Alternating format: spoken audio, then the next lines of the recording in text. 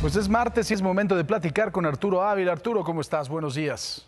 Paco, muy buenos días, amigas y amigos de Imagen. Pues Paco, déjame contarte que el día de ayer, como tú lo sabes, comenzó la discusión en el Senado sobre la ampliación del plazo hasta el 2028 para que las Fuerzas Armadas permanezcan apoyando las tareas de seguridad. Esta extensión, Paco, ya se discutió en las comisiones de puntos constitucionales y estudios legislativos del Senado, y en el debate se ha dado en la opinión pública también mencionando posturas, algunas a favor, algunas en contra de ampliar el tiempo de la presencia de las Fuerzas Armadas en las calles. A favor se encuentran aquellos que señalan que es indispensable ampliar su participación en el combate contra el crimen organizado, que las Fuerzas Armadas son instituciones del Estado que cuentan con capacidades para poder hacerle frente a los criminales y en ocasiones no se enfrentan con retos menores, sino con verdaderas organizaciones con una capacidad importante de armamento letal. Esta es una preocupación, Paco, que comparten los gobernadores, sin importar, fíjate, el partido del que provengan, y ellos piensan que de no extenderse el periodo, las Fuerzas Armadas tendrían que dejar sus entidades y obviamente los gobiernos estatales no cuentan todavía con fuerzas policíacas suficientes para poderle hacer frente a los retos de la criminalidad.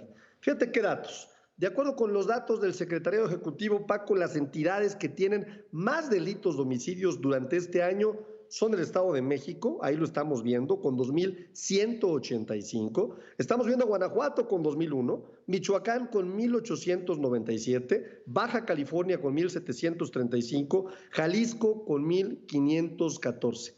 Valdría la pena preguntarles a sus gobernadores si están de acuerdo con la posible retirada de las Fuerzas Armadas de sus entidades. La respuesta es muy obvia y claro que sería no.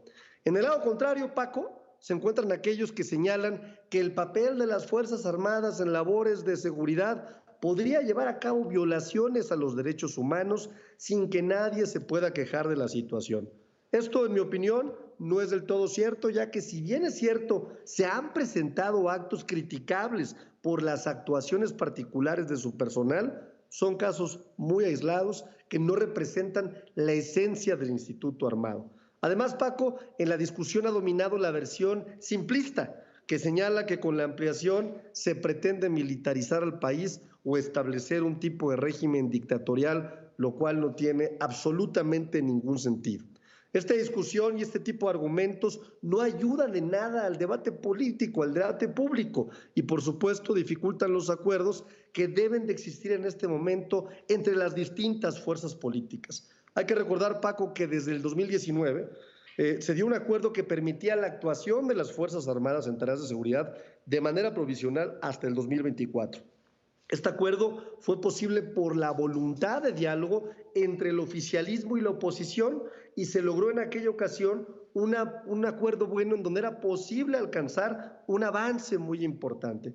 El periodo para la retirada de las Fuerzas Armadas en labores de seguridad ya se encuentra a la vuelta de la esquina, es decir, 2024, por lo que supondría un error no ampliar su plazo, ya que si bien la Guardia Nacional ha desarrollado capacidades y un despliegue territorial de una manera en la que nunca se logró, por cierto, con la Policía Federal, aún le hace falta más tiempo de consolidación para que no se vayan por la borda los avances que se tienen, querido Paco, hasta este momento. Mira, mi querido Arturo, a mí me parece que esta discusión siempre ha sido una pantomima en este país, sobre todo desde que hablamos en que en el 2002 Vicente Fox sacó al ejército a la calle.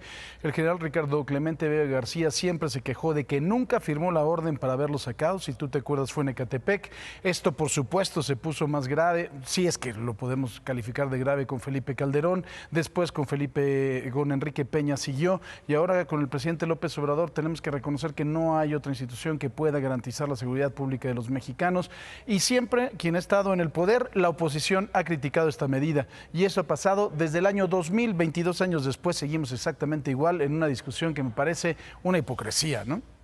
Completamente de acuerdo. Me da la impresión de que de pronto esta discusión, que es una discusión sencilla, se vuelve un tema político. Y nada más, para sumarle, Paco, a los números, fíjate, de acuerdo a datos de la encuesta del ENVIPE, que elabora el INEGI, la confianza que le tiene la ciudadanía sobre su labor es del 90%. en el caso de la Marina y del 87% para el Ejército. Esto quiere decir que aquellos que se opongan a lo que se está proponiendo, pues claramente ni siquiera están entendiendo cuál sería el capital político que estarían obteniendo. Lo que hay que hacer es darle forma, darle otra preparación, quizá también a los militares que vayan a estar en estas labores y simple y sencillamente, pues de alguna forma aprovechar el terreno que se ha ido circulando, que se ha ido caminando desde hace ya 20 años. Así son las cosas. Gracias, Arturo. Coincido, Paco. Un abrazo muy fuerte, querido Paco. Voz de vuelta, gracias, Arturo Ávila.